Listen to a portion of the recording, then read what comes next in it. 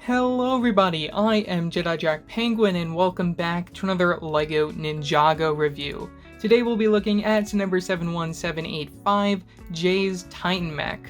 This set includes 794 pieces, retails for $79.99 when it released January 1st of 2023. We continue the core line that we saw last January into March. These sets are not based off the TV show, but are based off, I guess, LEGO's general imagination of the theme. Still, I feel this theme produces such beautiful looking sets in terms of mechs and dragons. That's really Ninjago's strong points. I felt this was definitely the best set of the wave, and I'm really excited to bust this open and start building it. Taking a look at the box art design, you get your logo from the top instead of the side, which you'd normally see on the TV show set. Background is rather interesting where we get a view of the temple, and I also really love the terrain, and the colors on this box are really beautiful. Spinning around to the back, similar to the sets we saw last winter, we have a plain white background instead of the beautiful look that we got from the front, which is a little disappointing, but still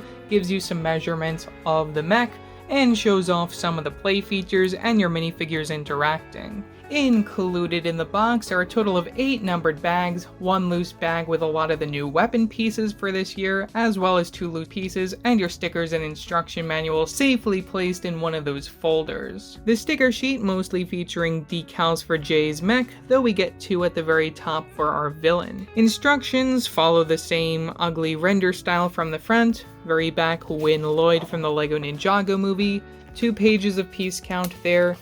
Moving on to an advertisement for the other sets in the wave. Now, I really love when LEGO makes cheap $20 to $10 sets. We have a $20 set here, which I was actually considering getting. Same thing goes for this, which I think is probably the second best set in the wave, at least in my opinion. Also really love that we got some $10 sets in here with this Jay's lightning jet, as well as Kai's little ninja car over here. Though because I want to be saving for the March releases, I decided not to pick any more of these up, though still a lot of really neat sets in here. Even your very first brick box, I believe, for LEGO Ninjago. LEGO finally experimenting with mechs riding oversized motorbikes here, which is a little scary and something that we're even going to see in another theme. I think that was Marvel for this year. Pretty strong selection of sets, though I'm excited to see what we get in the summer, as we may be seeing a soft reboot for the theme. To start off our minifigure selection, obviously we have to get Jay in this set, though this version is not exclusive, coming into other core sets from back in 2022. It is a little disappointing that we didn't get any updates for the ninja suits in this wave, but it is what it is. Maybe they put the budget towards the summer wave where we're going to see that soft reboot, as I said, who knows. We get 2 accessories, one being the classic nunchucks and then the other one being the classic ninja sword on that under the neck accessory. But looking at the printing style as a whole, you get those sand blue legs printing from the middle leading up to the belt piece up to the main torso. One of these spring yellow arm pieces, which is really interesting. You get the dual molding in the mask of that spring yellow and the blue. Get the same facial expression that we saw back in the LEGO Ninjago movie with the unhappy look. And then the smirk from the other side for Jay. And as I said, you do get printing from both the front and the back with that logo that you're also going to see on some of the other core outfits for Ninjago. Moving right along to Nia, who seems to follow Jay into pretty much every single core set as a love interest, which is certainly interesting. She comes with this really long spear sword thingy for her weapon. This piece is pretty cool to get. You also get the arrow and that lightsaber handle in the middle. Her outfit is pretty much the same style that you see for Jay here, where you get one colored arm off to the side and the printing from the middle of the legs leading up to the belt piece up to the main torso there. I do like getting both the arm and the hand in the same color, unlike you see for Jay.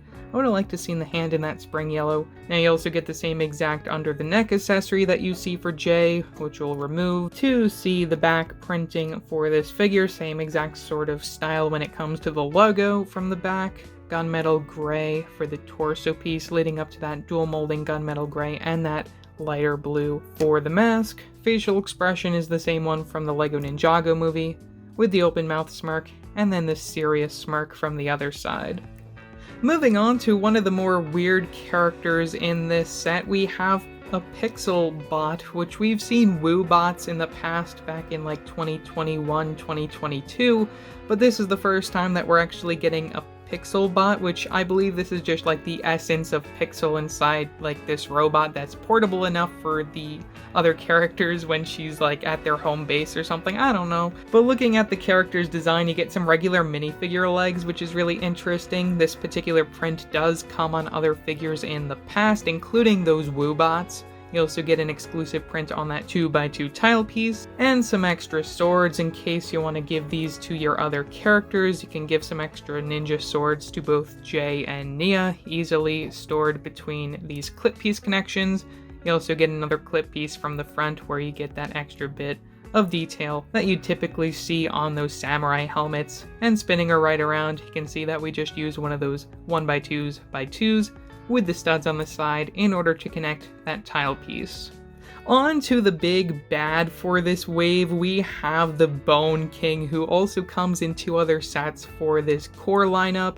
Now these figures all include specialized weapons and bone accessories. You get one for the sword and one for the very top of the helmet there. You get a number of extras, and some that you'll be seeing with the next 2 characters that we'll be looking at. Now as a whole, I really love how this guy turned out. You get the printing all the way from the bottom of the feet leading up to the belt piece, and even the torso printing, lots of shiny prints for these characters, which I think turned out really great.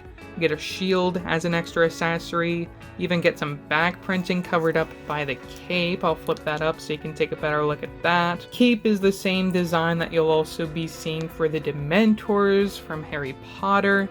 Facial expression is also really cool, where you get that weird green color. I am though surprised that we don't have any translucent green pieces, because these sort of seem like ghosts to me, though maybe they didn't want to get people confused with that. I'm just going to spin it around so you can see that it is only the one facial expression for this guy. And we also get that samurai helmet with an extra accessory from the top. Next, we'll be looking at the Bone Hunter, who also comes within the Creative Ninja brick box. You get 2 more of those bone weapon accessories, these 2 knives. Printing is again really extraordinary for these villains, where you get the printing from the bottom of the feet up to the belt piece, up to the main torso. You also get a brand new mold for the under the neck accessory for this jaw, which is in the same color as you saw for the last character's head, so that's really interesting. I'll also just remove the hat real quickly and spin that up a little so you can take a better look at that facial expression. It should be the same one that you see for most of these guys in this wave, and the hat piece is one that we've seen before on other minifigures, though it's nice to get to add some extra detail to this character. Finishing off our minifigure selection, we have the Bone Knight, who also comes within Zane's Ice Dragon creature. Now this is such an interesting minifigure because you get this large accessory from the very back. You get that clip piece connection leading up to this sort of elk head in red, which is really cool. And you also get these flag pieces, which are stickered, showing that these characters are loud and proud that they are the Green Bone Warriors. Such an interesting accessory. I just have to point out that piece is really great to get in red, and such an interesting piece to get at all. Now this is again connected with that clip piece connection, so you can't actually bring this down or even completely remove it from the situation. As for the rest of this character's design, it is very similar to the last character that we looked at. We get the same exact leg and torso printing, and we also get the same exact facial expression and under the neck accessory for that jaw. However, we do get that under the neck accessory of this armor piece with the stud from the back, so you can add that extra banner accessory. And you also get some side armor for this arm, along with this really cool looking samurai helmet, which I don't think I've gotten that in a set before, so that's pretty cool to get. And lastly, we do get one of those bone accessories for this character of this scythe, which is pretty cool to get as well. Alongside the giant monstrosity that is Jay's Titan Mech, we also get this sad excuse for a build for our villains, this double crossbow wagon. If you're buying this set, you're no way buying it for this. You're definitely buying it for the mech, or more so the minifigures, I suppose. But as far as the side build for our villains go, it's just a little disappointing. The whole objective is that we have this piece from the very back that you can go back and forth with, in order to actually shoot these out, which it doesn't really work as effectively. Let's try that one more time. After a few minutes of playing around with this thing, I finally figured out how to shoot it. You actually have to keep it on the ground while you shoot it, which I guess is a way to do it, but still, it doesn't really work as effectively as it should, but you get a number of these extras, 4 in total, in order to shoot out of this thing, which goes up and down, and as you shoot them, this will go completely down. Though of course, as I said, you should keep this on the ground while you're trying to shoot it. As a whole, this is just something that they decided to throw in to go along with your villains. Get the wheels so you can also move it back and forth, and you also have a spot in order to have your characters hold on to these bar connections.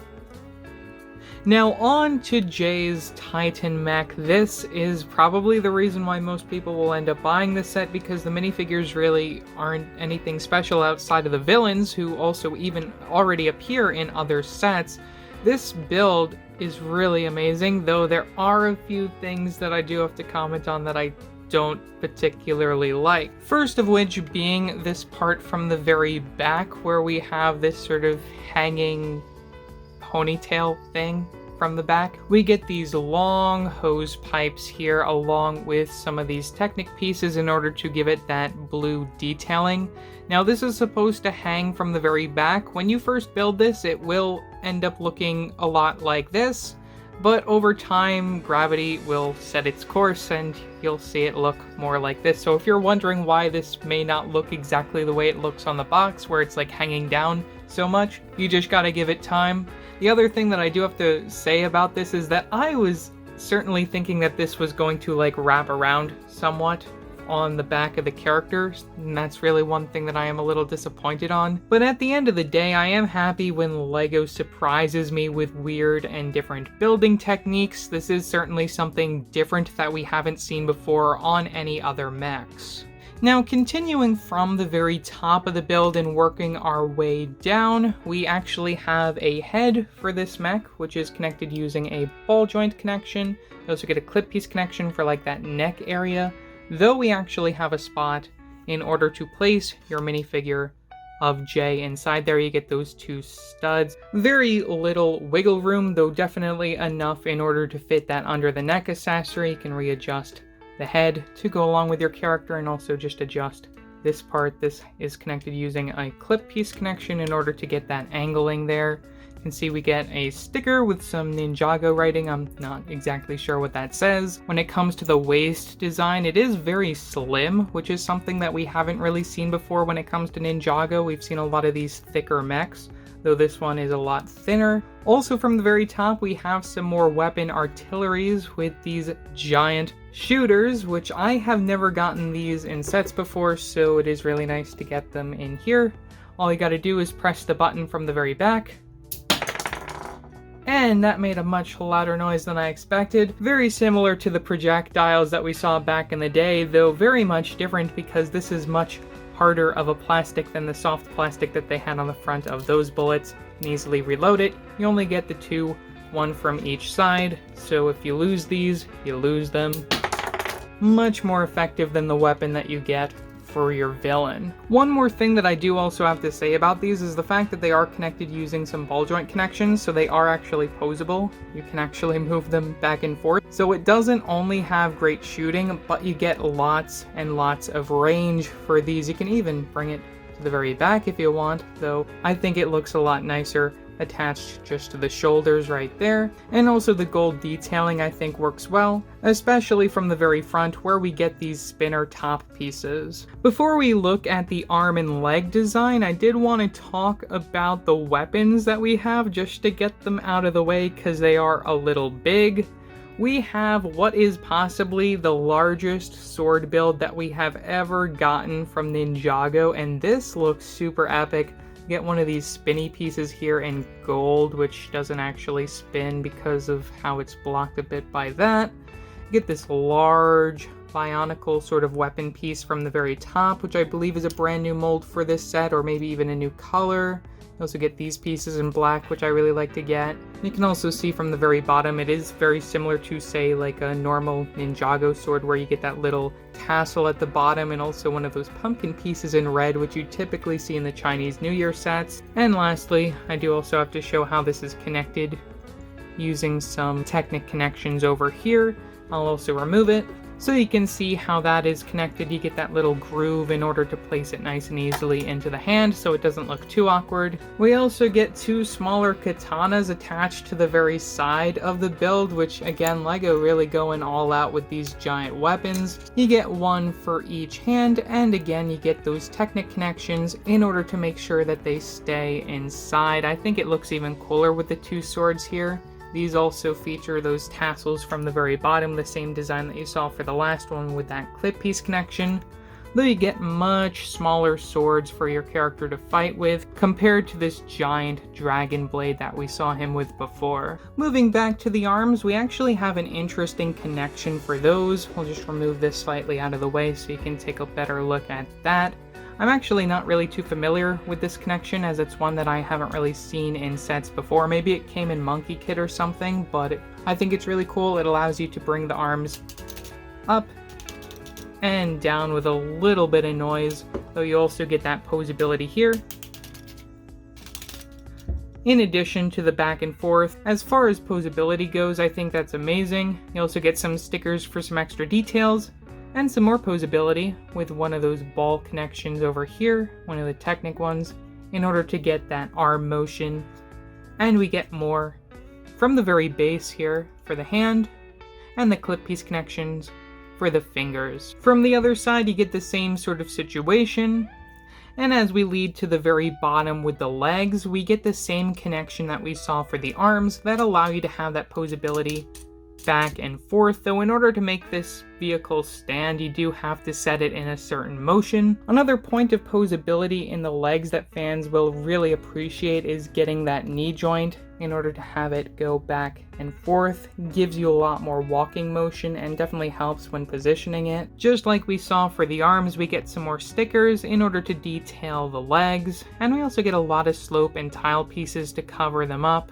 You get these pieces that were introduced first in the core line last year, and from the base of the model you get another construction joint for the foot, though this doesn't really offer too much posability because we have this slope piece that interferes. You just get a little bit of wiggle room and you can move it side to side, and that is mainly just to adjust the character while it's standing on its 2 feet. Back to the design of the feet, again, a lot of the slope piece connections and the building on the side I think works very well in order to capture that look. And as we spin to the very back, I did want to point out that we have a lot of anti-studs showing, which I know a lot of people don't really like when it comes to certain models with that. Of course, they could have included more cover-up pieces, but that would have increased the price, and I think the price is a little hefty enough already, and I don't think kids are really going to care at the end of the day. As long as your minifigure fits inside, you have some decent weapons, even this giant sword, kids are gonna really enjoy this, and as long as it doesn't fall down when you stand it up on a table or a flat surface, I think you're fine. So overall, for $80, is this set worth it? I mean, for the mech, certainly, but the minifigure selection, the 2 heroes of this set, Jay and Nia, come in sets that we got last year, and the villains you can even get in other sets from this wave. The main build of Jay's Titan mech is the main spotlight for this set. It's a really amazing mech build. There are a few things that I don't really like about it, specifically that sort of ponytail thing, but as far as the weapons and accessories for it, I'm really happy with getting this giant sword, as well as these giant projectiles from the top, which I think kids will really enjoy, as much as I think those are a very dangerous hazard. As far as the build that you get for your villains, it's just a throw-in, just so then they have something to face off this giant mech. It's really unfair, but it is what it is at the end of the day. So yeah, that's all that I have to say for this video. Leave your thoughts down in the comment section below, what your thoughts are on this set. Also, don't forget to like and subscribe and hit that bell icon to know if I'm uploading a new video. So yeah, that's it for now, and I will see you next time. Bye!